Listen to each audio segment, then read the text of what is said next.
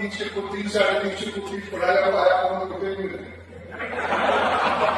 त्यावेळेची परिस्थिती तुम्हाला सांगायची विठ्ठल सकाळी उभा करताना या तालुक्यात 1 लाख टन ऊसाची सुद्धा नोंद असायची आणि 1.25 लाख 1 लाखच्या 50,000 टन ऊस असल्याशिवाय लायसन मिळत नव्हतं. तहसीलदार पट्या नोंदी देत नव्हते. अशा वेळेस गावोगाव जाऊन ऊसाच्या नोंदी करण्यापासूनचं काम त्या जुन्या पिढीने केलं. पैसे जमत नव्हते. आज सहज 300 कोटी 350 कोटी पडायला वाया कुठे मिळते तेव्हा विठ्ठल सकाळी उभा करताना 7 लाख जमले नाही, 12 लाख कमी पडले.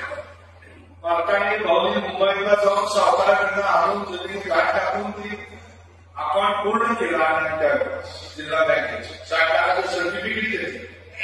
मग कारखान्याला एकाच 9 प्रमाणे पैसे त्यावेळेस मिळाले.